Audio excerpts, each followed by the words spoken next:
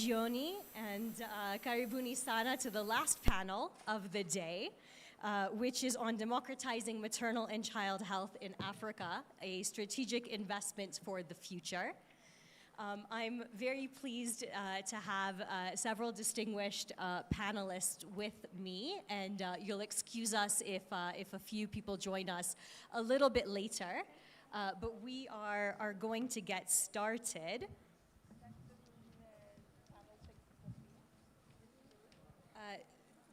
So to provide a little bit of context on this chapter of the white paper that we've written, we've been speaking about several of the geopolitical constraints that we've all been living in all day today. So I don't need to repeat those for you, but broadly we have seen that there are a lot of competing priorities that countries, governments, civil society have been dealing with that have been getting worse over the years.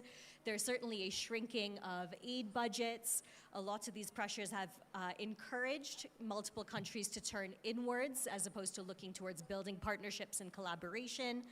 And a lot of this is leading to the crumbling of norms when it comes to the international development context and sector.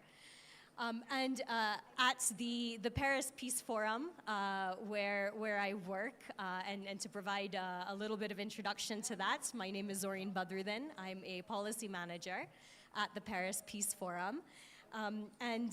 We had our director, Githinji, speak at the opening about how we believe in civil society and how we believe in creating platforms for multi-stakeholder engagement and how important that is for development. And linking that to the context that we're all living in at the moment, it's really important when resources are scarce to recognize that we have a moral, but more importantly, we have a strategic imperative to use those resources in the way that will have the greatest impact, what will do the most good for the most number of people.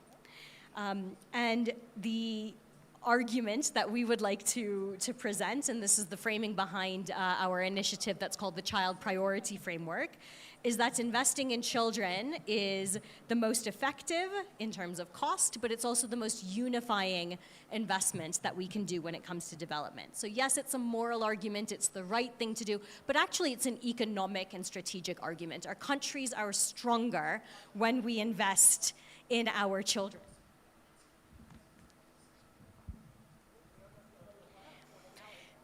And given the context that we are in, unfortunately, we are moving in the wrong direction. We cannot always do more with less.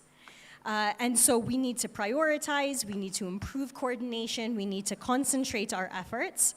And hence we are obligated to invest in the well-being of our youngest. And one of the key elements of this is through prioritizing maternal and child health.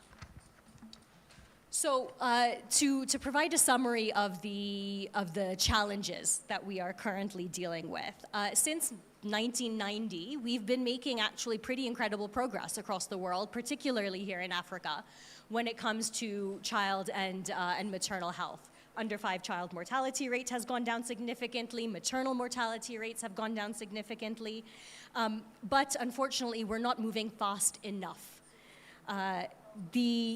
Approximately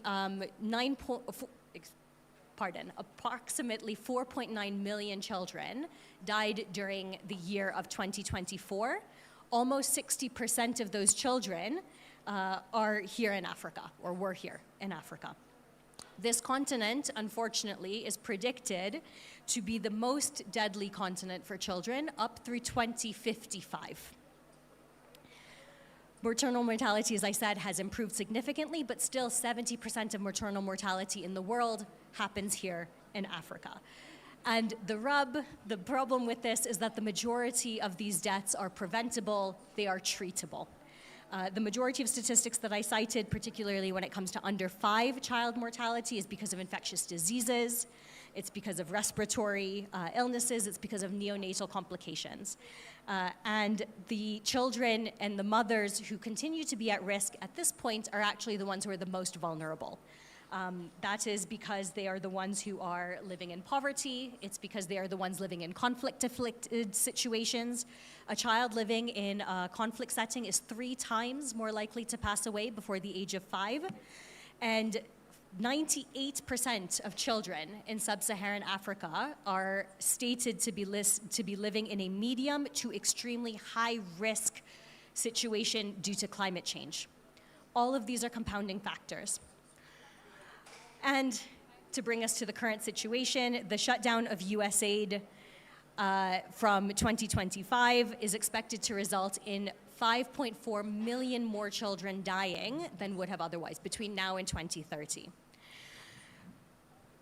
By 2055, Africa is expected to have 1 billion children, which is a gift. That's fantastic. But the flip side is we know, unfortunately, these children are disproportionately more at risk of health issues, of complications, of many of the development challenges that we've been talking about all day today, not just during this panel. So the cost of inaction on maternal and child health is not an abstract concept. It is measured in the lives impacted. The white paper outlines 4 different barriers to maternal and child health, which I'll just go over very quickly. The first is challenges around financial and geographic access to health. In Africa, compared to any other country, people pay more in out-of-pocket costs for health than anywhere else. Those are prohibitive. And between 10 to 15% of the sub-Saharan African population lives more than 3 hours away from the nearest healthcare facility. The second is the quality of care. Even if you can access a healthcare facility, does it have the quality, the training, the resources and material that you actually need? The third is barriers in terms of data technology and innovation. A lot of our systems are out of date. There are multiple access points when it comes to healthcare. You go to a center and it doesn't have what you need, and that requires you to travel, and there's an opportunity cost to visit the next one. And then finally, the socioeconomic determinants. 75% of children in sub-Saharan Africa also face food poverty at some point in their lives. We know that healthcare is not a silver bullet. If our children are also living in poverty, if they don't have access to clean water, to healthy food, healthcare alone cannot be a siloed approach. There is a much more important and a much broader view on what quality healthcare actually means when we are talking about our children. So that's the bad news. There is good news. What is the good news? The good news is that none of this is inevitable. These trends do not and will not continue if we invest in what needs to be invested in. So if we look at our panelists here today, who I will be introducing briefly, we've got a series of recommendations and a series of case studies from Africa, what is already being implemented, what works, what's being innovated here on the ground, what can be scaled to address these problems. And the first piece of, or the next piece of good news beyond that is there is political agreement on children. You'd be hard-pressed to find anyone who says investing in children is not an important thing to do. But we have the UN Convention on the Rights of the Child. We have the Sustainable Development Goals, the Millennium Development Goals before that. We have the Abuja Declaration, which commits governments to 15% of spending of national budgets on their healthcare systems. We haven't necessarily achieved that yet, but the commitment is there. So what can we do about our pillars? The first is encouraging our governments to develop costed national health care plans, to enact the fiscal reforms that are necessary to be able to support these kinds of commitments, to formalizing universal health care coverage and reducing those out-of-pocket costs, to scale last-mile delivery, especially of our community healthcare delivery services. And I'll also make the point that our community healthcare workers, who are often the backbone of a lot of the healthcare work that is done, are predominantly young women who are undertrained and underpaid.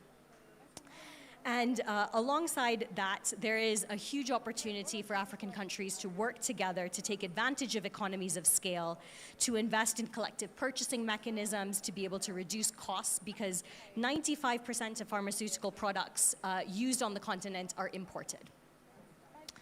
On strengthening and integrating our quality healthcare systems, There is a strong need to invest in a common harmonized platform to reduce the entry points that we access healthcare through, to increase and retain our health workforce. There was a conversation earlier during the keynotes about brain drain, about the people who are trained, who are our human capital, who choose for a variety of reasons to go and work elsewhere. And to recognize that the essential medicines, so for example, for malaria, for diarrhea, for pneumonia, they cost less than $1 a dose. So it's not that the medications don't exist. The bottleneck isn't the science, the bottleneck is our service delivery. It's getting it to the people fast enough for when they need it. In terms of leading on data and technology and innovation, our healthcare systems should not just be the passive recipients of digital tools. There is a huge opportunity to become the leaders in adopting and producing and creating the health technologies of the future. That can be electronic health records and investing in telehealth, but also there's an opportunity through AI-assisted diagnostics. And that is hugely relevant for improving rural access to healthcare, but also the quality of care. And the data systems that we have. If we're better able to track vaccination schedules, disease outbreaks, we're able to buy in advance based on what we need, deliver before the medications expire, and move to the point where Africa is a continent not just that imports these products, but manufactures and one day exports these life-saving medications. And then finally, on addressing the underlying determinants, there is an importance to view healthcare through that holistic lens that I was mentioning, making sure that it is paired with clean water and sanitation investments, with nutrition support, with educating our boys and girls, because ultimately the goal is not just having access to healthcare, it's to making sure that it is quality, to making sure that our children do not live in poverty, that their parents are educated, that they have good community support, and that because of that, our children have better survival and development outcomes than they would have otherwise. So that is what we are moving towards, and that is why maternal and child health care is such a critical piece in terms of the investments that need to be made. And I'll go back to that broader lens being a big part of the Paris Peace Forum's child priority framework and the larger agenda of the work that we are doing. But without further ado, I would like to hand the floor to our panelists who will be sharing some examples of some of the innovations, of the work, of what works here in Africa, how we know it works, and what we can use from those learnings to scale this and improve health outcomes for our children and our mothers across the continent. So we are going to go slightly out of order here. So we are going to start with Helga Fogstad, who is the Director of Health Programs at UNICEF. There should be a mic on the table. So Helga, thank you for joining us. It's a pleasure. This white paper draws a lot on UNICEF's global and regional reporting data, but my question to you is, what are the most critical data and accountability gaps that are preventing governments or donors from meeting this issue with the urgency that it actually deserves? Yeah, that's a very good question, and especially because, I mean, we've made such enormous gains, as you have said, but last year it's going the wrong direction. So for the first time, historically in 2024, it reached the under 5 million, which is fantastic, given where it was in 1990 when we negotiated the MDGs in 2000. But last year, it all of a sudden started going the wrong direction. So here is a great need, and the white paper, I really appreciate that, because there is a need in order to put more focus on maternal and child health. And without the political will and without the agreement among partners that to get behind system strengthening, I think it will not be able to make a dent on the SDGs. As we know, there are more than 60 countries that will not meet the newborn, and there is 53 countries that will not meet the maternal mortality. And most of these countries are in Africa. So there is a need.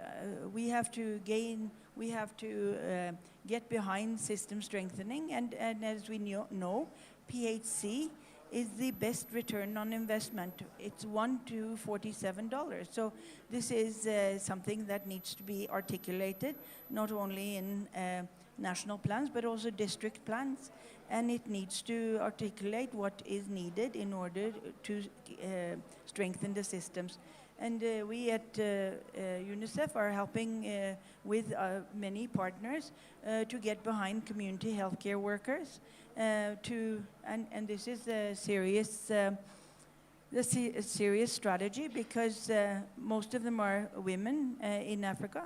Most of them are not paid. Most of them are not supported, and most of them are actually don't have the safety around them that is needed. So we are very much involved in strengthening the community health worker and the referral system, because you need a midwife, you need the physician, you need the nurse, and all of this, as you have said yourself, it's lacking in quality. Lacking in quality and support, so this is really important. The other thing is, I think political will with accountability needs to be made more explicit. And so we are helping now together with key partners in 55 countries where the Iwini, every woman, every newborn, everywhere, and also child survival action plans in 36 of these 55 countries. I think without this explicit, you will not get a budget line, and you will not get the implementation and accountability that is needed in district health plans. So I think that is really critical, because then you have the focus on strengthening. We are also costing these plans, which is important because it doesn't help getting these plans in the narrative in a national plan if they do not get budget lines in the budget. So that is really key also to ensure that. So I think these two things together with data, and I cannot express data enough. It has to be data, data, data, in order to ensure progress reporting and the accountability that needs. And I think we need to get a movement going where child health and child out of the health services like nutrition, like in education and also protection is made explicit. If not, this does not become a reality. And I think with that, we need to align more partners behind this and not stop with projects. We know the evidence has showed us we have enough examples of good examples in countries, and to actually enhance implementation. So that's really what I would like to say. Thank you. Thank you. That's hugely important, especially through the national, the regional plans, as you said, district, the accountability. I know there's several economists in the room who will appreciate the call to data as well. And so moving from that, from the accountability and the actual, the planning and the budget lines behind what governments need to do, moving a bit more towards implementation. Dr. Paulin Basinga, you are the director of the Africa team here at the Gates Foundation. My question for you is the white paper looks at a lot of different case studies, whether it's universal healthcare coverage, whether it's different forms of vaccination programs. It talks about investing in innovative technologies. What are some of the most exciting examples that the Gates Foundation has invested in here in Africa? What do you see as the greatest opportunity for transformation of maternal and child care here?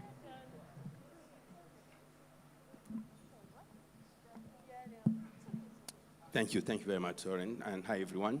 Really great to see Dr. Helga here. I hope you have now moved to Nairobi. You are based here now. Welcome.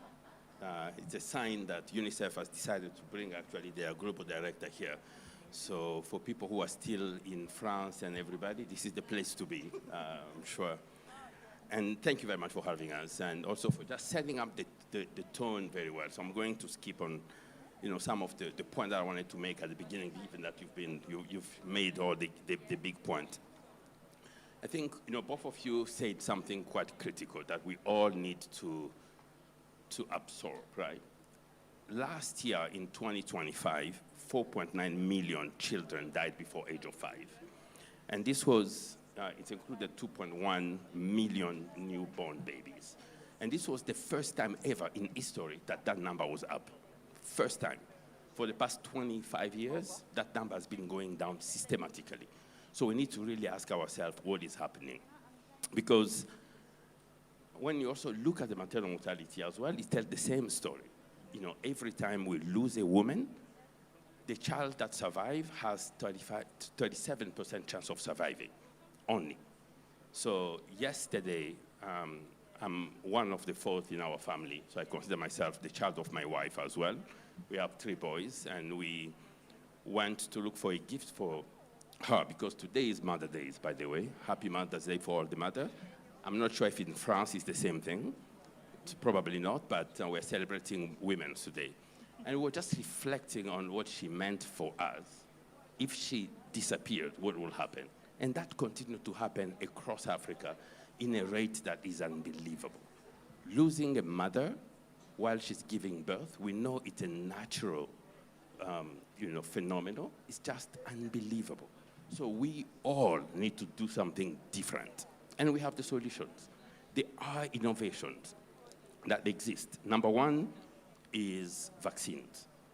We know the magic of vaccine. This is why Gavi exists. This is why many countries have their national programs. We've been able to scale a number of vaccines, including HPV today, etc. So HPV, for example, one of the concrete examples that the Gates Foundation, with our partners, we've been able to engage in was scaling up HPV, because as you know, HPV is a 2-dose vaccine. It used to be 2-dose vaccine, and it costs a lot. And when you have 2 doses of a vaccine to give a young child, young adolescent girls, the complexity of delivery, the cost, it became very complex. So what the Gates Foundation did was to fund a study that proved that only 1 dose will provide the same protection. And that has unlocked a lot of difficulties delivery. We've been able to, not as the Gates Foundation, but in partnership with Gavi and UNICEF and WHO and many other partners to support a number of countries. Nigeria has vaccinated last year 13 million girls, etc. So that's one very concrete example. The other one is the measles vaccine. Measles vaccine has been able to save 33 million lives since it has been implemented. On the maternal health side, for example, there are a lot of innovation to reduce one of the most critical causes of maternal mortality, PPH. We have better tools to detect and protect postnatal hemorrhage. We have AI-enabled ultrasound that you can actually bring down to the health facility level so that even a nurse can actually detect those 15% of pregnancy that are at risk, because it's not all pregnancy that will need, C-section, etc. So the ability to detect them is very critical.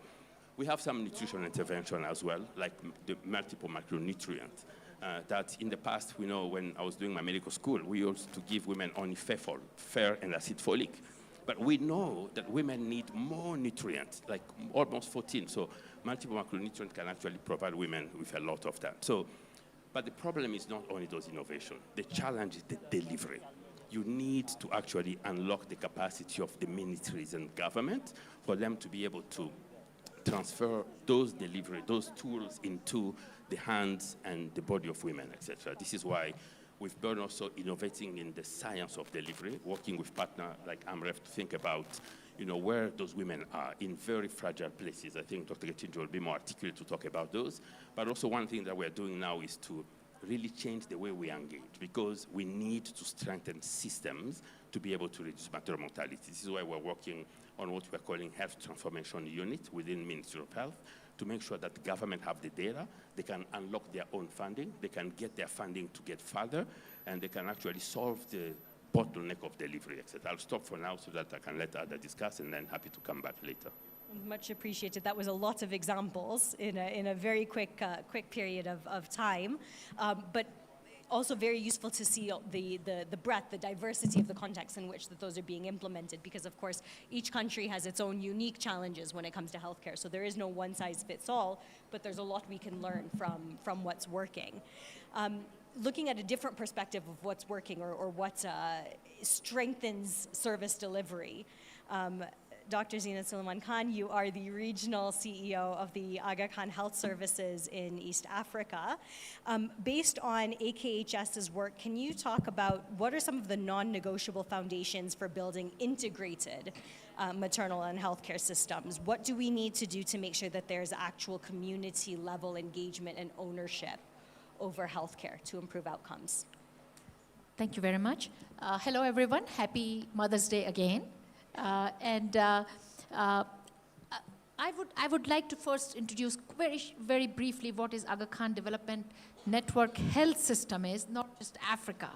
We are in 8 countries from Central Asia to South Asia, Pakistan, Afghanistan, Tajikistan, Syria, Kenya, Tanzania, Uganda. So you get the feeler where we exist. We do want to come to Paris, but for some reason we are not getting there.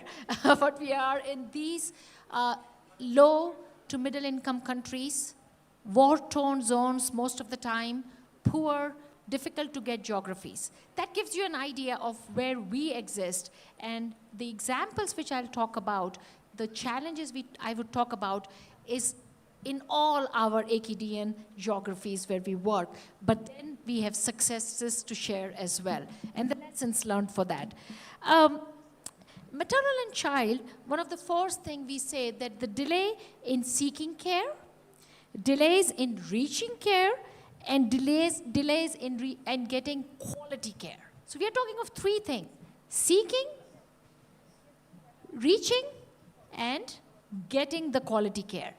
So when we started working as AKDN, we have a strong belief, our ethos of His Highness the Aga Khan and our leadership is that we don't work in silos. We cannot take a mother or a child in a hospital alone. That doesn't work.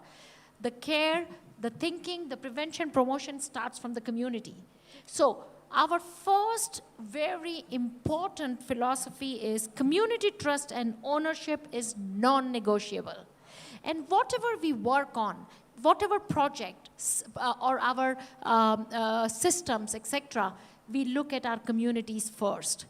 You talked about CHWs being predominantly women, predominantly being unemployed. They're not employed by anybody. So imagine how many of us will be doing the job out of the bottom of our heart because we love communities and we can't put food on the table. So whenever we are going, and I will give you example of 2 of our RMNCH, reproductive, very important, projects in East Africa. We did it in various counties in Kenya and various regions of Tanzania, Impact and Access Project. And our first target was community health workers. But the important thing which we worked with the community leadership of making it sustainable for long term. So yes, we trained them. Yes, we took ownership of doing long-term training with them because science keeps changing. We were doing 2 HPVs, it's 1 now. So we need to continue with that. But how do we make it systematic? How do we ensure that they get paid and there is sustainability? Sustainability of any project needs to be thought through before the project starts, not after. And I think that is where this project of ours showed very strong outcomes of preparing CHWs, but making them part of the communities so they don't become saloon ladies and do whatever need, which, by the way, can be beneficial as well, but systematically working with the community leaders. The second important part is in maternal and child health care, and I talked about it, it cannot be taken in silos. We cannot say a PPH patient comes to a healthcare facility, that's when we will jump. The jumping needs to happen, as we heard, at the community level, at lady health visitors or nurses to pick up the potential PPH. And that is the continuum of care. Hub and spoke model. The spoke needs to start with the community, goes to district hospitals, regional hospitals, and the national hospitals, as we talked about. And that continuum of care is so important. In access and the projects I'm talking about, we upgraded 80 public healthcare institutions, but not just hospital, not just Muhimbilis and Kenyatta. We went to the polyclinics and the dispensaries in the shambas far away. So that's where we talked about that, what we did. We worked with our healthcare workers. I talked about it already, so I'm not going to do. Referral pathways, so important. How does a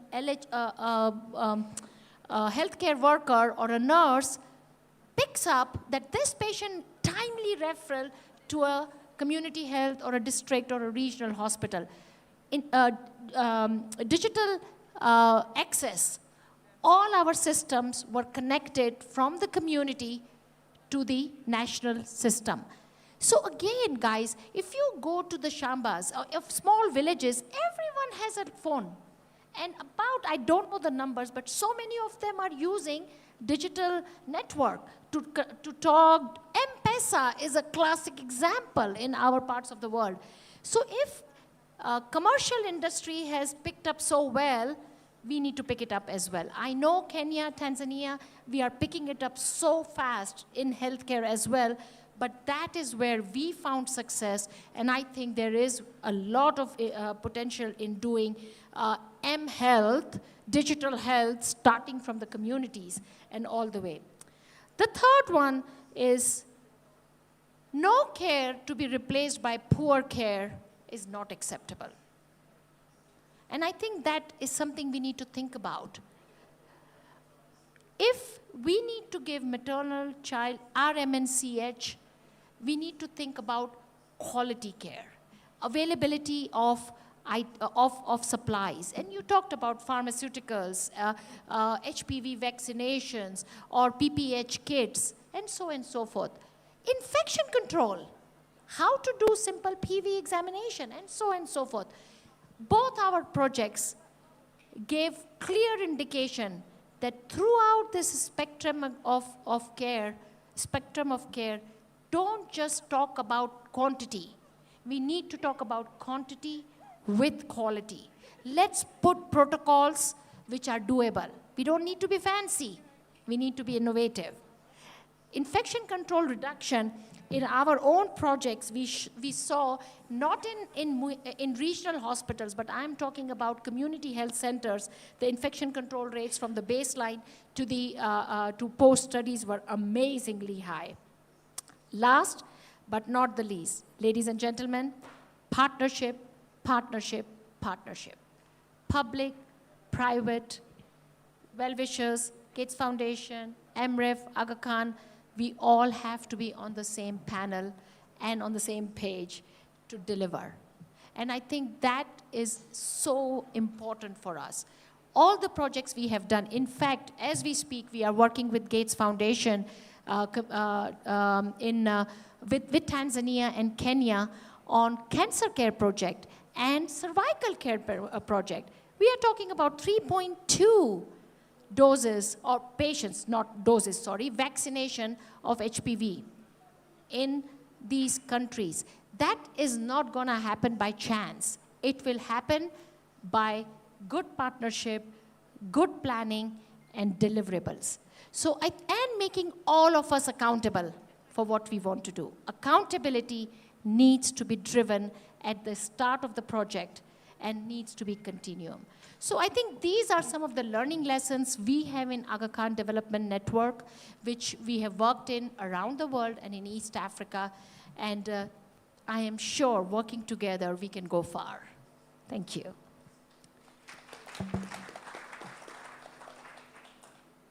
Well, I'm going to push a little bit farther on that inspiring note, because you talked about sustainability at the beginning, about partnerships and working together.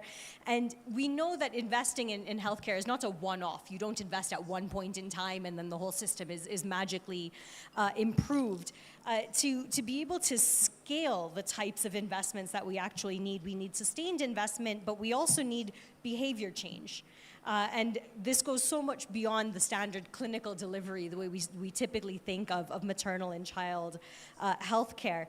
Dr. Githinji Gitahi, you are the global CEO of AMREF Health Africa. From your perspective at AMREF, how do you approach the challenge of institutionalizing community-led health systems within the national structures that they exist in, so that they exist beyond project cycles, so that they're not, dependent on this donor funding or the cycle-led approach that has impacted so much of our maternal and child care thus far? Thank you very much, and very good contributions from everyone here. And good to see my friend Helga. I worked with Helga when she was Executive Director of PMNCH, now doing big things at UNICEF. Welcome to Nairobi. Welcome. And I know Paulin loves Nairobi. That's why he's telling you in the right place. And for all of you, Nairobi is the place to be. Happy Mother's Day. I just want you to know I'm based out of Nairobi as well. Just moved here last year, so here we go. We all love Nairobi. Good. Thank you. So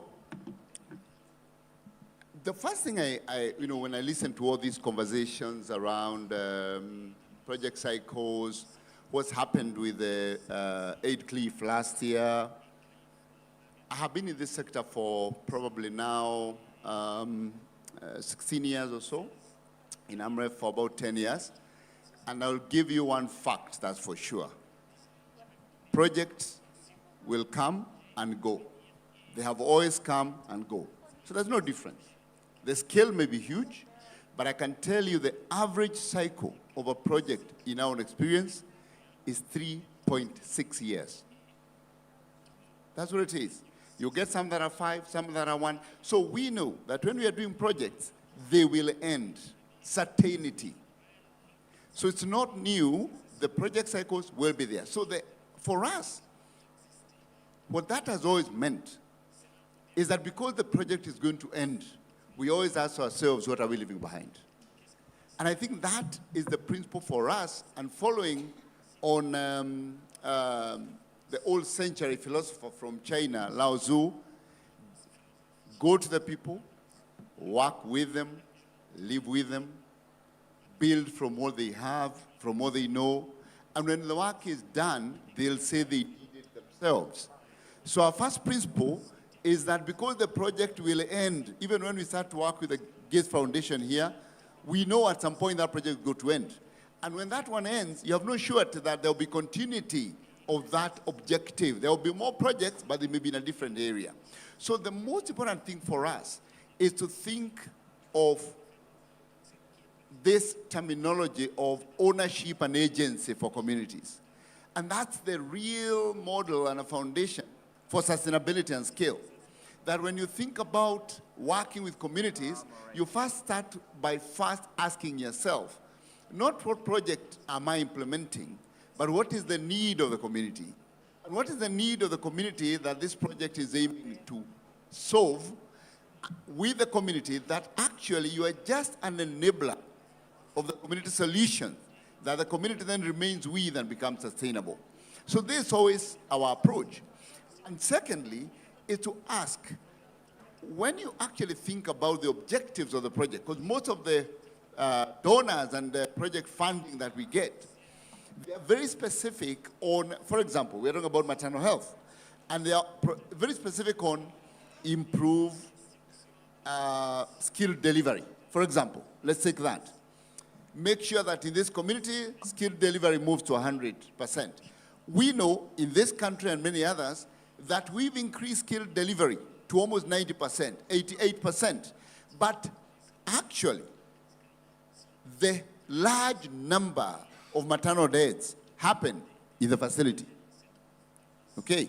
So then you ask yourself, is this really the objective? So the objective is not just increasing skill delivery.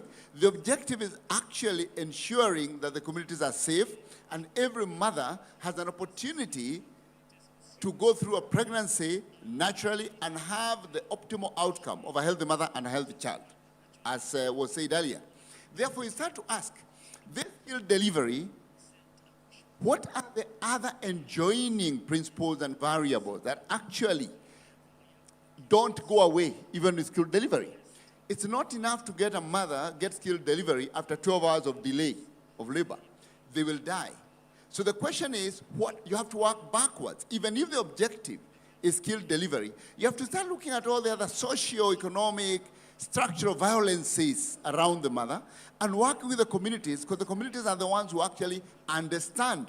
In one case in Ethiopia, we were talking to the Minister of Health and we were going out to the field, and the Minister of Health said, we have actually met together with the Minister of Energy, the Minister of Finance, and I have allocated my health budget to the Minister of Roads to ensure there is a road to the hospital. That is a health investment, but it's not counted as a health investment. The only way you can actually find things is approaching all these things from the community side. In Malawi, we've been working in one small community to the south, Kokwitanda, and in this place, our teams were able to work with the communities to ensure there was 0 maternal deaths. But to actually achieve 0 maternal deaths, they had to be horizontal, not vertical. They had to work with the community to say, what is the need? The project may not have a budget line for that need. But you have to embed yourself, therefore, within the entire government system, because the need the community has, whereas it is not in the project budget line, it is provided for in the national infrastructure. It could be security. It could be that there is actually no traffic lights, or there is no lights in the community, or there is no security where the women live, and therefore, even if you provided information and a voucher for transport, they cannot leave because they feel insecure. But if you're working within the government system, there is a budget line for security in a different ministry. So what we've done for us in Kwitanda, in Zambia, in Burkina Faso, in Kenya, in South Sudan, wherever we are working, is to ensure that all our projects are actually embedded within existing public health structures, multi-sectorally, to ensure that the problems that actually result in poor outcomes of health that are not in the health sector are also addressed alongside. And I think today we had a delegation of members of parliament from France, and maybe some of them are here, and we went to see one of the facilities called Riruta, and what the delegation saw is exactly our approach, that the start is the community, we start offline, and the project is only a tool, not the solution to what the communities have. So that's our approach, and that we've found is enduring, and that is why we are still here 67 years later. Thank you.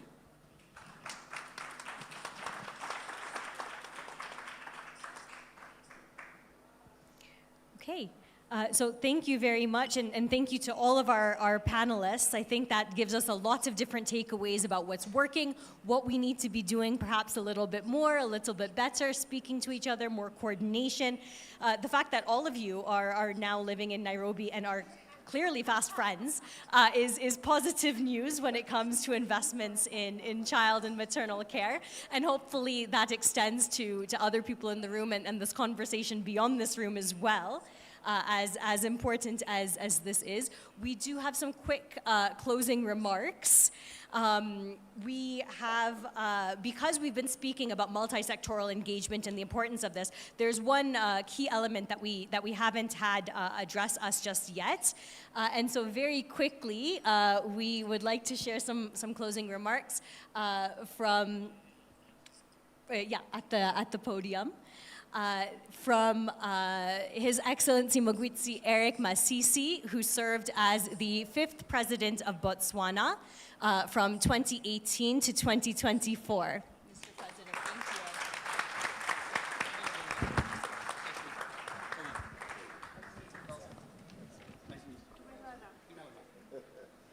thank you. Thank you very much. I wish I lived in Nairobi. But I love coming to Nairobi. Well, a very good evening, ladies and gentlemen. It's a real pleasure to join you today as a former president of the Republic of Botswana and as a relatively new member of Club de Madrid, the largest forum of former democratic heads of state and government that work for the promotion of democratic values and democratic practice globally. I wish to thank the Paris Peace Forum for the invitation and commend the organizers for selecting this vital issue, which serves to clearly illustrate the context of rupture that we are experiencing today, as in 2025, as you probably heard, for the first time in around 25 years, global child mortality is projected to rise by roughly 200,000 additional under 5 deaths, driven in part by international aid cuts of about 25 to 27%. This is an issue that should serve as a red flag for us all and require our immediate attention and action. We can no longer be bystanders, but be efficacious actors. Maternal and child health is among the clearest indicators of a population's well-being. Yet since 2010, financing cuts driven by a global polycrisis have eroded many of the gains achieved in the 1990s. Today, sub-Saharan Africa accounts for the majority of these deaths.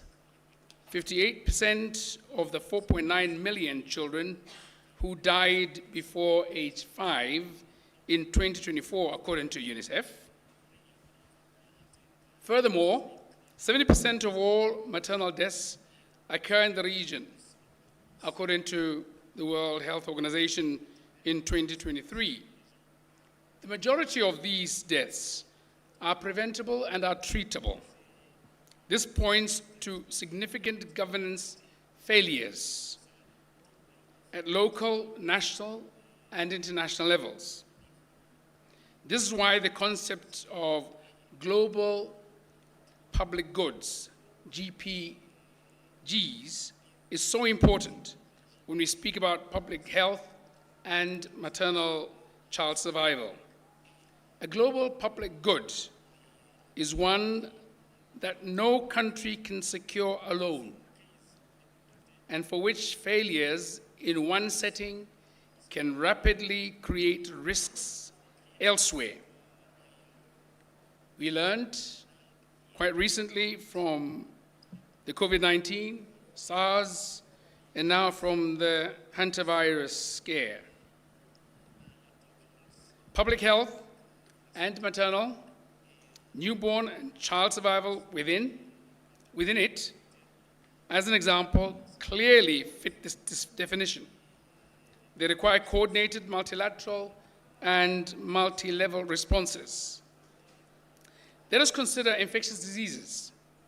They affect all populations, but disproportionately impact the most vulnerable, like mothers and children in certain conditions.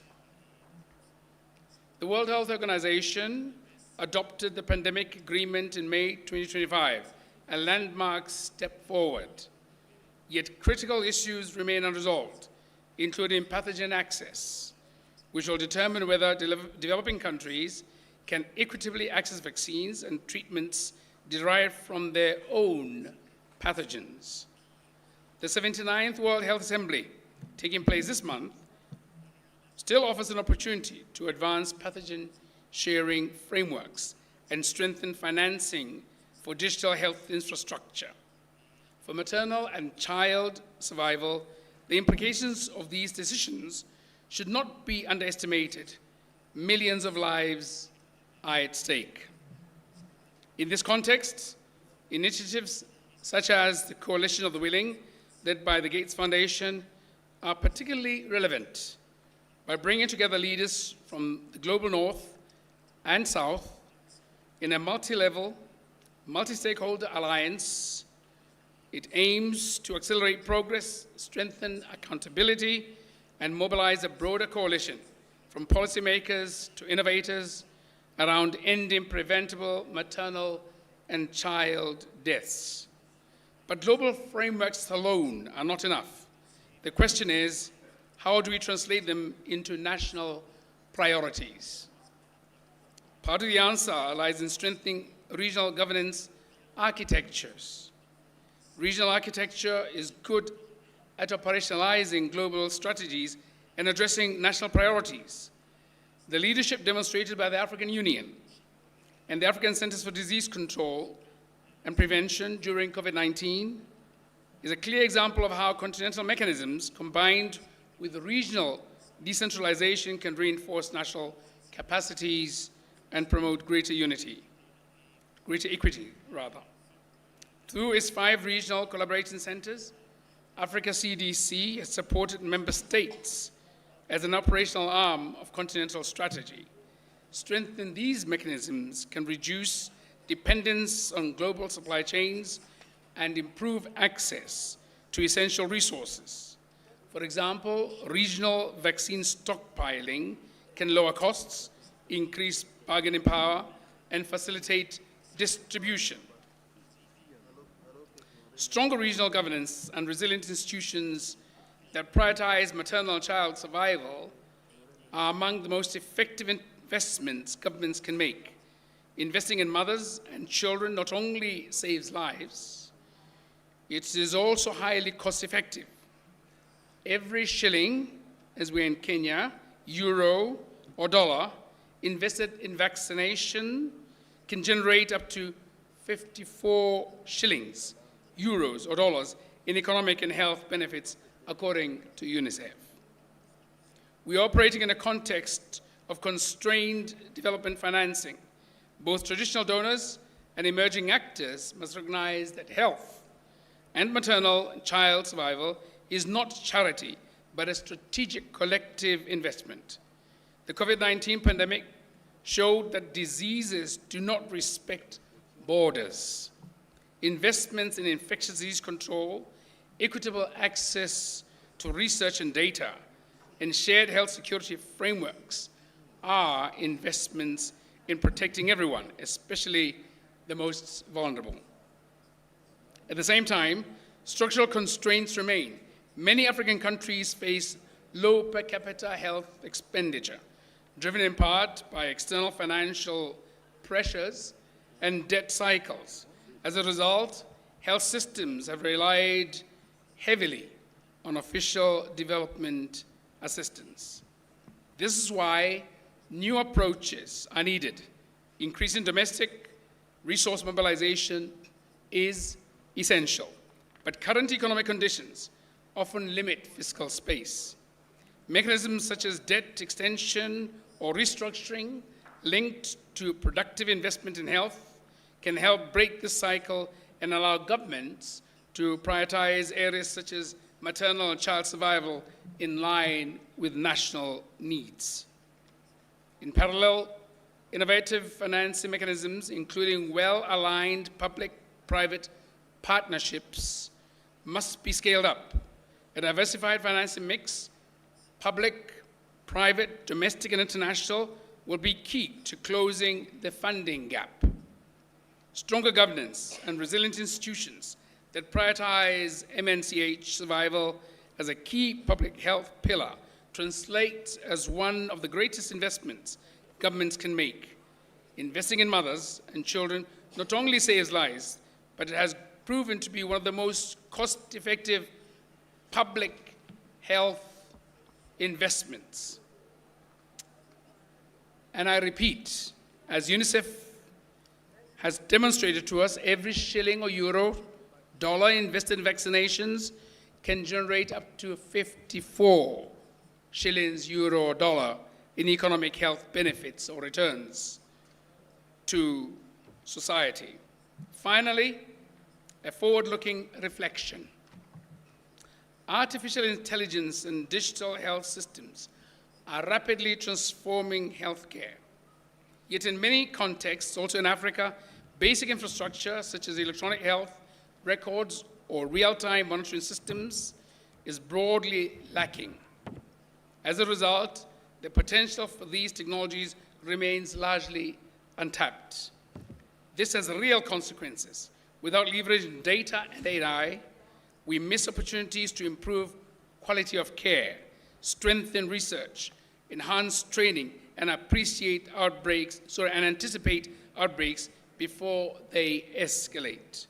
This directly affects the timeliness and effectiveness of interventions, especially for mothers and for children. The future of healthcare will be shaped by data systems and digital innovation. Falling behind carries risks, increased inequalities, reduced access to essential services, and even geopolitical dependence. Mothers and children at risk cannot afford for us to miss this opportunity. If we're serious about reducing preventable mother and child deaths, we must act across all these dimensions. Stronger global frameworks, effective global governance, sustainable financing, and investment in digital transformation. Lastly, I'm sure you'll agree on this. Maternal child survival is a hugely serious health issue and is a measure of our collective capacity to act together. Club de Madrid is committed to work to find sustainable solutions for countries everywhere. So we're ready if you are. Thank you.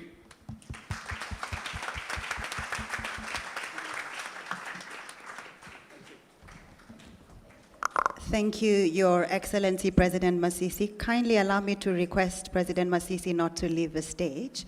We would like to have you take a photo with our panelists. Thank you, Zohreen. May I kindly ask the panelists to stand and just come forward and have a photo taken with His Excellency before we proceed.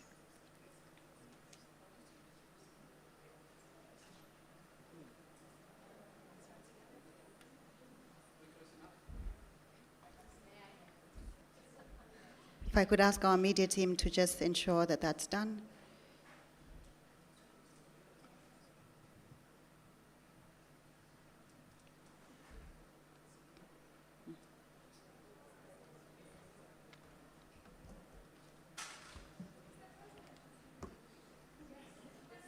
He must be in the middle.